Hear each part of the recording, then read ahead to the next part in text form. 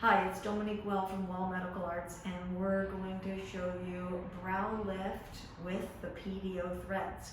We're going to be using a combination of some of the thicker threads. One is as thick as a 21 gauge, and then we're going to be using a couple of finer ones, a 27 and a 26. Let's check it out. Okay, I'm going to go in. I've already lidocained these. Do you feel that poke? Just a little bit. Or that one? No. Or that one? No. Okay, so just a tiny. Now sometimes this area can bleed, so I just let people know, hey, it can bruise. And here's our thread. Right in there.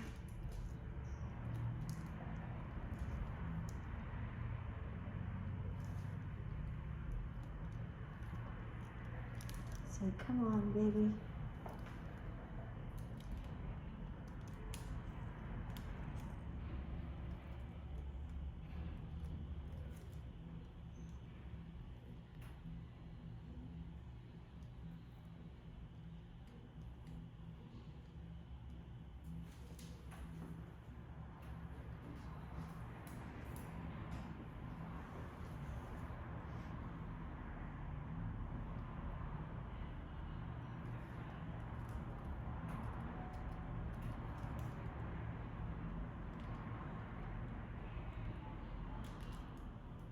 There we go. Just about.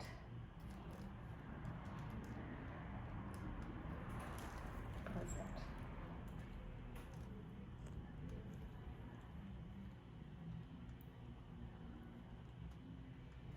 So I've seen some of the results of these turn out really nice, and then some of these have needed more. It's just a matter of how much lift can you get from it.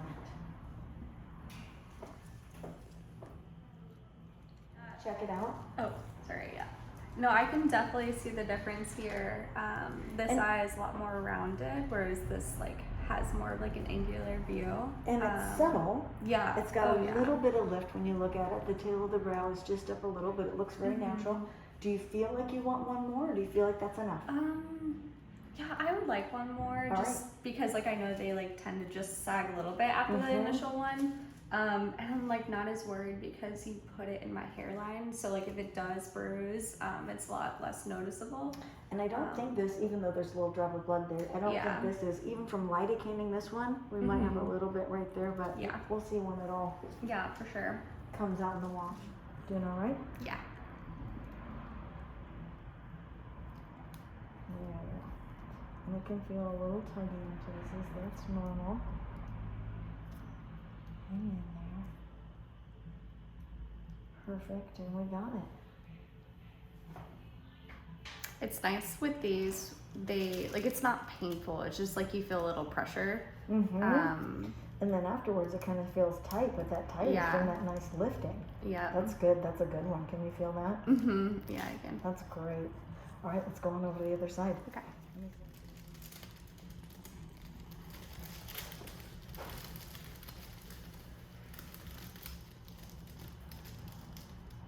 Just about. There we go. Awesome.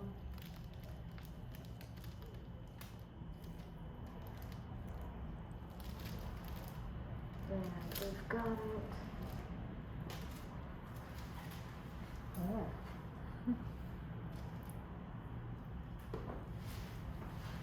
And then I can see this little blood vessel going like that. I'm going to be doing my darndest to go right under it. Breath in and exhale. Tiny poke.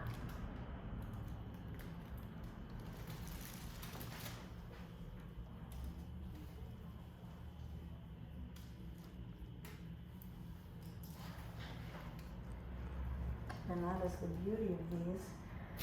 Threads have something called a cannula for a tip, which means that it's not a needle. Cannula has a dull tip. And so that dull tip really can maneuver just right underneath blood vessels. I use predominantly cannula whenever I am injecting filler.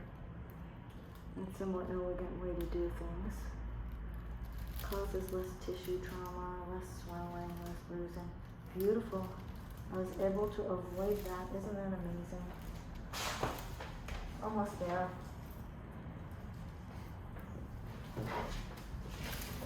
Let's keep up with this good.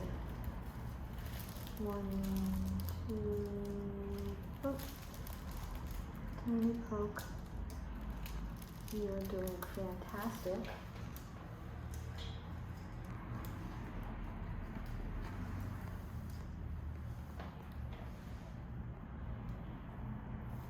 Breathe.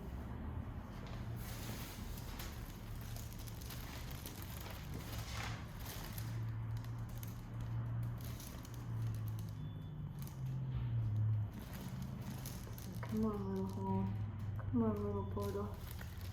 Catch that for me. And same thing. Nice and under that blood vessel, please. Perfect. Voila. Thank you for cooperating. Ask the body to do something and it will. Look at that. So now what I want to do is check from side to side and see how well each side lifted. All right. We use different sizes of threads. Can you tell me like what the purposes of the different sizes are and where you place them? That is such a great question. So the majority of the ones that actually do lifting, we call cogs. And they're originally more the European style. They're all made out of PDO threads, PDO. Some of them are really super fine and thin and go as skinny as a 30 or 31 gauge, which is like a little teeny tiny insulin syringe needle. And those ones are actually good for texture and building collagen. Mm-hmm. So for example, fine lines in the cheek, fine lines around the nose. I use fine ones right underneath the chin. Mm-hmm. You can actually use fine ones all along the jaw if you're just trying to build collagen. Then if you really want to lift ones that are lifting, the cogs, they are a smaller number. Mm-hmm. So the smaller the number, I think the smallest one is a 19 gauge that I have, and that's actually a very big one. You've got a 21, which mm-hmm. is pretty close to big. Mm-hmm. It's a pretty nice big thick thread, which is going to give you a lot of lift. Yeah. The little fine ones aren't going to do lift, they just build collagen. Got it. Does that make sense? Yeah, it does. And the needles are opposite, you think. The higher the number, the smaller it is. Yeah. Same with the threads. Got it. Okay, so now I'm just going to go ahead and cut all these funny little threads. Get cut right down. And I know the threads have different shapes, like of the barbs to like lift them. So like what did you use for the lifting? These ones, I believe, were they barbed 4? Mm-hmm. I believe they're barbed 4, yes. And so it's got the barbs coming off in 4 different directions. So for example, a 2D, a 3D, a 4D, so this one's a 4D. It's going all the way around. It's got those little barbs. Mm-hmm. And if you would like to feel the thread, you can feel the tiny barbs in it. Yeah, and you can see them. Yeah, and that's what catches onto the skin and grabs on mm-hmm. and then allows us to lift. So I want to say it looks very natural, looks very nice, very subtle. You know, I haven't been able to get that super snatched look mm-hmm. That some people have. When I go ahead and turn it this way. When I've gone to use a little bit of a thicker thread, I've been able to see it sometimes. Mm-hmm. So I don't like using anything